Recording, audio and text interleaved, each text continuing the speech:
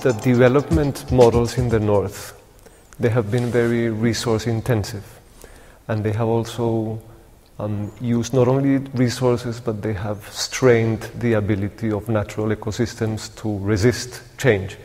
And I think one of the challenges for developing nations is that the amount of space and resilience for growth has been diminished by the development model of the north. The factors that determine the scarcity are obviously different from one resource to the other, but essentially it's the question of demand.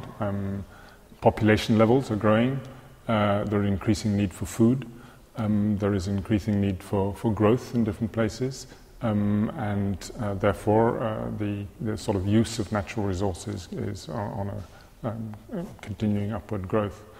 But I mean, if you look at it in more depth, then you start to see that particular groups have greater command over resources than others, and it is often the poor that are most affected by scarcity in resources when these resources become absolute. So if you take the example of land, if land is used up increasingly to produce biofuels, for instance, because we have energy needs in the north, which we want renewable energies, then it is often the poor that get displaced, moved onto more marginal land with lower production possibilities, perhaps more distant from markets, and perhaps more insecure tenure. Scarcity has many meanings.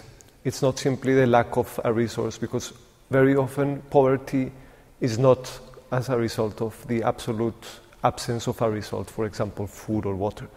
But what we are seeing with, for example, with climate change, is that we are running out, or we are encountering a different type of scarcity, which is the scarcity of the ability of natural ecosystems to cope with change. We address recommendations really to three main groups: public sector, to private sector actors, and to the international community, and there we're thinking particularly of the European Union. Public sector, of course, is very important in terms of looking at this whole complexity of these three resources in a much more integrated fashion. I mean, we're arguing that there is a nexus developing between these three resources: water, energy, and land. The private sector is also beginning to understand this, and you find we've come across quite a number of large corporations which are beginning to realize that they also have to work in a much more integrated fashion. On the European Union, there I think we're looking at recommendations in three different areas.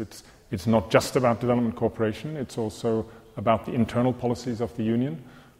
So how do the policies that we have which affect our consumption in the European Union, and also what impact do they have internationally, what impact do they have on these three resources, the consumption of these three resources.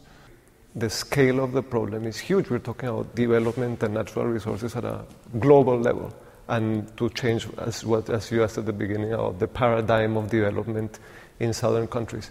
What we're asking is for a change of the level of analysis for individual resources. If we want to deal with these very complex challenges, the unit of analysis needs to be a system rather than the individual resources. And I think it's not something that will be solved overnight. I mean, it's something that it does require long-term action and political will spread over, decades rather than single years.